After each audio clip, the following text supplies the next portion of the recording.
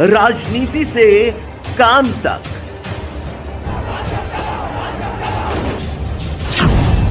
अपराध से अंजाम तक,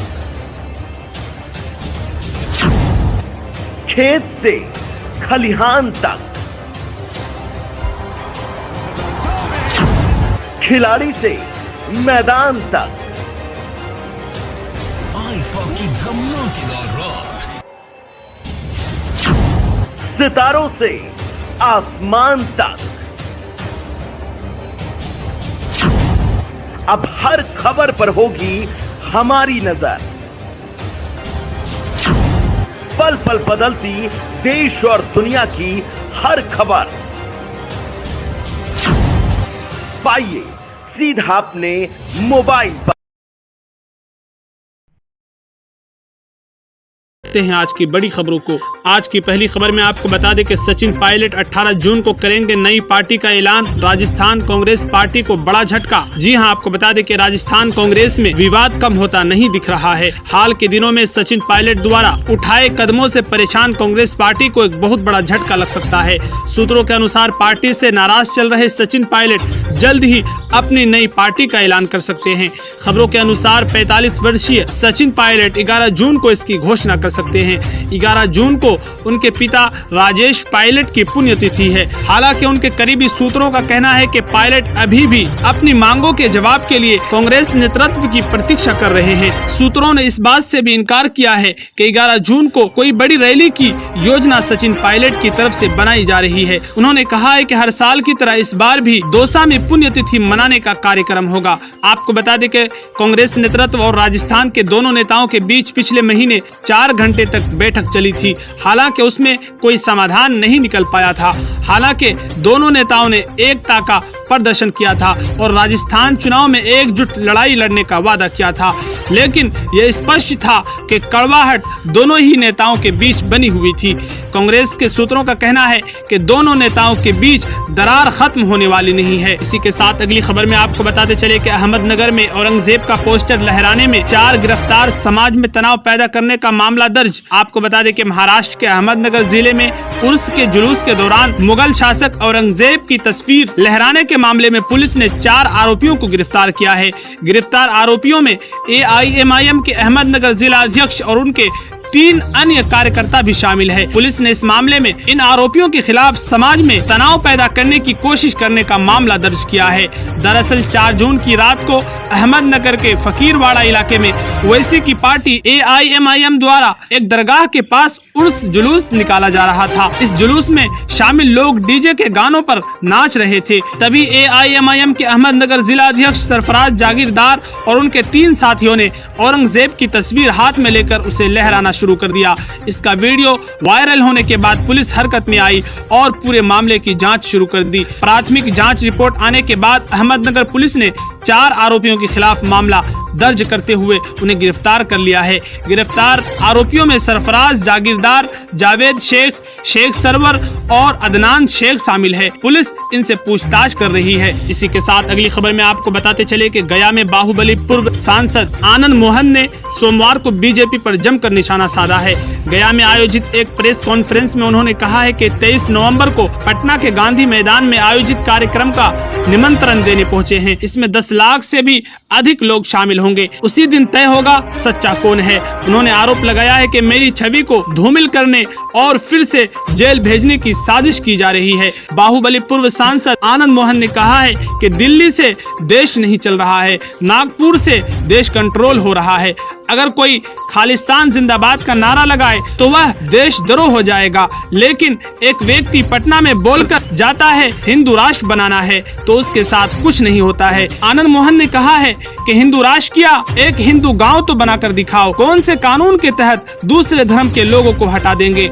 इसी के साथ अगली खबर में आपको बताते चले कि उत्तर प्रदेश में कांग्रेस को जल्द ही नया प्रदेश प्रभारी मिल सकता है। सूत्रों के मुताबिक कांग्रेस की राष्ट्रीय महासचिव प्रियंका गांधी वाड्रा यूपी के प्रभारी पद को छोड़ सकती है। असल में कर्नाटक विधानसभा चुनाव के नतीजों के बाद कांग्रेस में काफी उत्साह देखने को मिल रहा है।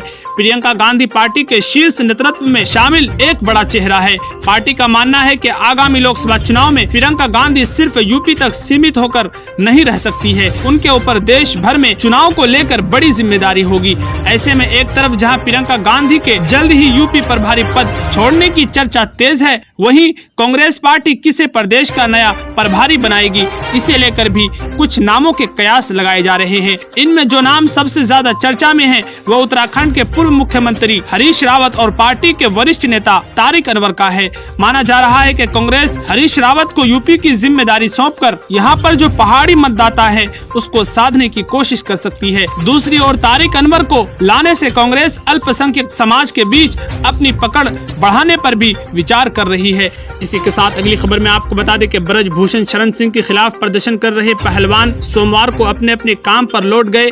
इसके बाद राकेश टिकैत की अगुवाई में होने वाली खाप महापंचायत को भी स्थगित कर दिया गया है। यह महापंचायत पहलवानों के समर्थन के लिए आगामी 9 जून को होने वाली थी। बताया जा रहा है कि पहलवानों के काम पर लौटने के फैसले से खाप काफी नाराज है। राकेश टिकैत ने साफ तौर पर प्रदर्शनकारी पहलवानों को कह दिया है कि अगर वो राजनेताओं के साथ जाएंगे तो खाप उनकी कोई मदद नहीं कर सकती है। नरेश टिकैत ने भी पहलवानों के इस कदम पर हैरानी जताई है और कहा है कि गृह मंत्री और पहलवानों के बीच क्या समझौता हुआ वे नहीं जानते।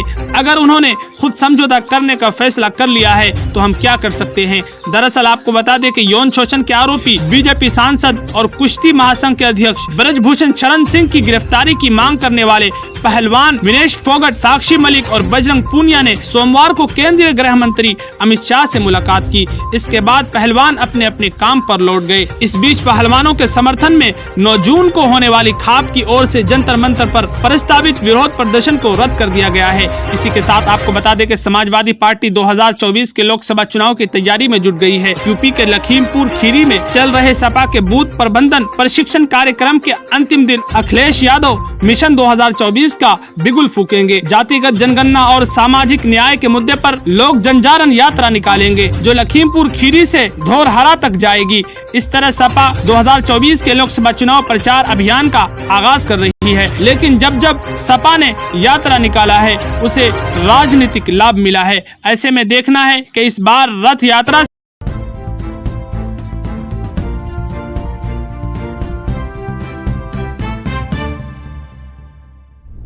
अब यह तय हो गया है कि 23 जून को पटना में विपक्षी दलों की बैठक होगी जिसमें सभी दलों की सहमति प्राप्त हो गई है। नरेंद्र मोदी को घेरने की तैयारी शुरू हो चुकी है। विपक्षी दलों के नेताओं की बैठक बिहार की राजधानी पटना में 23 जून को होगी। पहले ये बैठक 12 जून को होनी थी। नीतीश कुमार, तेजस्वी यादव की मेजबानी में होने वाली मीटिंग में सभी बड़े विपक्षी दलों के दिग्गज नेता शामिल होंगे। इस बैठक में कांग्रेस नेता राहुल गांधी, कांग्रेस अध्यक्ष मल्लिकार्जुन खड़गे के अलावा ममता बनर्जी, अरविंद केजरीवाल, अखिलेश यादव, शरद पवार, उद्धव ठाकरे, हेमंत सोरेन, स्टालिन, जयंत चौधरी समेत कई विपक्षी दलों के नेता भाग लेंगे। नाम से ही साफ जाहिर है कि ये मीटिंग कितनी बड़ी होने वाली है। इस बैठक की चर्चा काफी दिनों से हो रही थी। लोकसभा चुनाव से पहले क्या सभी दल साथ आएंगे, इस लिहाज से ये बैठक काफी अहम होने वाली है। इस मीटिंग में राहुल गांधी और अखिलेश यादव शामिल होंगे। लेकिन क्या यूपी को लेकर इन दो दलों के बीच गठबंधन होगा? ऐसे ही सवाल दूसरे राज्यों को लेकर भी है, क्योंकि 2024 के लिहाज से सबसे ज्यादा लोकसभा सीटों वाले राज्य यूपी पर सबकी नजरें हैं। यूपी में विपक्षी दलों में समाजवादी पार्टी दूसरे दलों के मुकाबले काफी मजबूत है। कांग्रेस का प्रदर्शन लोकसभा चुनाव के बाद विधानसभा में भी निराशाजनक था। अब ऐसे में सवाल है कि क्या कांग्रेस और समाजवादी पार्टी के बीच कोई गठबंधन होगा? यूपी की राजनीति को करीब से देखने वालों का ये मानना है कि गठबंधन तो संभव है, लेकिन बात सीटों पर आकर अटक सकती है। कांग्रेस के मुकाबले प्रदेश में कहीं ज्यादा मजबूत समाजवादी पार्टी क्या सीटों की कुर्बानी देगी? वहीं कांग्रेस को जो सीटें ऑफर की जाती है उसे मंजूर होंगी, इसे लेकर भी एक बड़ा सवाल है। कर्नाटक जीत के बाद बंगाल की मुख्यमंत्री ममता बनर्जी के सुर कांग्रेस को लेकर बदले, लेकिन सवाल के साथ। ममता बनर्जी की ओर से कहा गया कि जिन सीटों पर कांग्रेस मजबूत है वो वहां लड़े। उन्होंने एक आंकड़ा भी पेश किया और बताया कि करीब 200 सीटें ऐसी हैं। साथ ही ममता बनर्जी ने कहा कि जैसे यूपी है वहां गठबंधन की अगुवाई अखिलेश करें, कांग्रेस को कुर्बानी देनी होगी। ममता बनर्जी के फॉर्मूले पर गौर करें तो इस लिहाज से यूपी में कांग्रेस के खाते में 10 सीटें भी आनी मुश्किल है। हाल ही में गठबंधन के सवाल पर अखिलेश ने भी वैसी ही बात कही जैसी ममता ने। यूपी में कांग्रेस, सपा और आरएलडी के बीच कोई गठबंधन होता है तो अखिलेश चाहते हैं कि सीटों के बंटवारे पर अंतिम फैसला उनका ही हो। अखिलेश आसानी से कांग्रेस की बात मान जाएंगे ऐसा दिख नहीं रहा। 2017 के विधानसभा चुनाव में जब समाजवादी पार्टी और कांग्रेस के बीच गठबंधन हुआ था तो हार के बाद अखिलेश यादव ने कहा था कि हमने जरूरत से ज्यादा सीटें कांग्रेस को समझौते में दे दी। कांग्रेस के लिए ऐसा ही कुछ बिहार में भी कहा गया।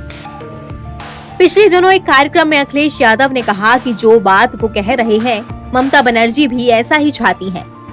इसका मतलब है कि गठबंधन करना है तो सपा की ही चलेगी, कहीं न कहीं फैसला कांग्रेस को करना है। कर्नाटक जीत के बाद वो विपक्ष की धुरी बनना चाहती है, राष्ट्रीय पार्टी है और यूपी जैसे बड़े राज्य में वो सीटें भी ज्यादा चाहेगी। ऐसे में पटना की बैठक में क्या कुछ होता है इस पर नजर रहेगी। एनबीटी ऑनलाइन की रिपोर्ट।